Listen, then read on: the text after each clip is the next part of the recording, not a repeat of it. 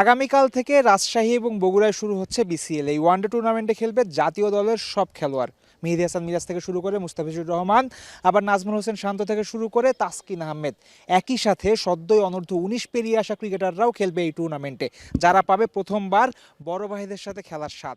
কিন্তু এই জাঁকজমক টুর্নামেন্টটা, মাঠের খেলায় তারকা সমৃদ্ধ টুর্নামেন্টটা লাইভ সম্প্রচার হবে না, কোনো টিভি চ্যানেল দেখাবে না, এমনকি মাঠ একদমই ফাঁকা, মাঠে কোনো ব্র্যান্ডিং নাই, না আছে কোনো স্পন্সর।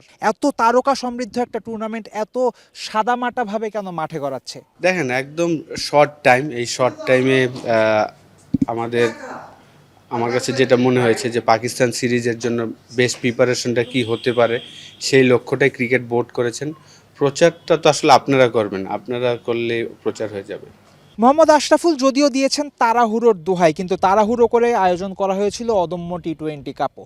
সেখানে কিন্তু টিভি সম্প্রচার হয়েছে, মিডিয়া উপস্থিত ছিল, গ্ল্যামার ছিল, সাথে ছিল স্পন্সর। তাহলে বিসিএল-এ কেন নাই? এটা কি বিসিবির অনীহা বলবেন, নাকি বলবেন বিসিবির ব্যর্থতা?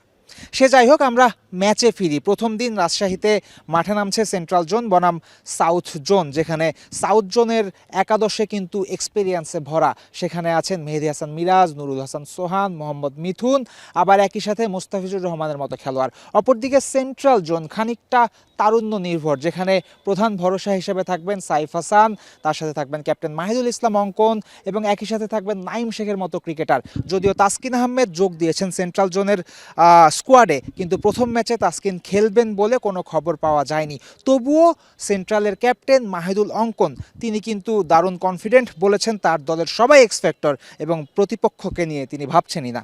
আমার কাছে তো মনে হয় সবাই এক্সপেক্টার, কারণ এখানে যে 15 জন সিলেক্ট হয়েছে, ইভেন আমাদের ফুল টিম ম্যানেজমেন্ট, আমার কাছে মনে হয় যে প্রত্যেকটা মানুষই চায় যাতে আমরা ভালো ক্রিকেট খেলতে পারি। ইভেন আমি প্লেয়ারদের প্রতি অনেক বিশ্বাস করি, সবাই এখানে ক্যাপাবল। ইনশাল্লাহ যে কেউই হোক, বা ইনশাল্লাহ আমরা টিম ওয়াইজ অনেক ভালো ক্রিকেট খেলতে পারবো। শর্ট টুর্নামেন্টে আমরা আসলে ওইরকমভাবে টাইম হয় না অন্য টিমের নিয়ে চিন্তা করার। আমাদের কাছে চ্যালেঞ্জ হচ্ছে আমাদের প্রসেস মেনটেন করে আমরা কীভাবে পারফরমেন্স করতেছি, সেটাই আসলে ইম্পর্টেন্ট। সেন্ট্রাল এবং সাউথের এই ম্যাচ শুধু দুই দলের মধ্যে একটা লড়াই নয়, এই দুই দলের যে বড় বড় ক্রিকেটাররা আছে তাদের জন্য খানিকটা প্রেস্টিজেরও ব্যাপার। কারণ তাসকিন আহমেদ নিশ্চয়ই চাইবেন না তার দল হেরে যাক মুস্তাফিজুর রহমানের দলের কাছে, একইভাবে মুস্তাফিজুরও চাইবেন না সেন্ট্রাল জোনের কাছে হেরে যেতে। এবং এই প্রেস্টিজের লড়াইয়ের বাইরেও ক্রিকেটারদের নিজেদের নতুন কোনো রোলে মানিয়ে নেওয়ার সুযোগ। এই যেমন মেহেদী হাসান মিরাজের কথা ধরুন। মেহেদী হাসান মিরাজ যখন থেকে ওডিআই ক্যাপ্টেন্সি পেয়েছেন, তখন থেকে ব্যাটিং অর্ডারে খানিকটা ওপরের দিকে খেলার টেন্ডেন্সি তার মাঝে দেখা গেছে।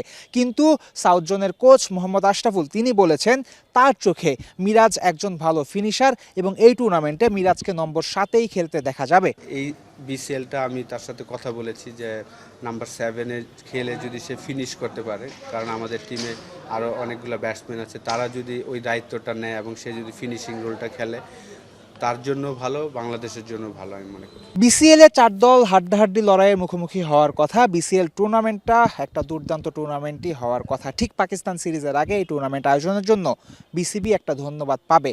তবে এত সুন্দর একটা টুর্নামেন্ট, এত বড় বড় ক্রিকেটারদের নিয়ে পরিপূর্ণ একটা টুর্নামেন্ট ঠিকঠাক মতো দর্শকদের কাছে না পৌঁছানোর, ঠিকঠাক মতো এই টুর্নামেন্টটা বিক্রি করতে না পারার দায়টাও কিন্তু বিসিবির নিতে হবে।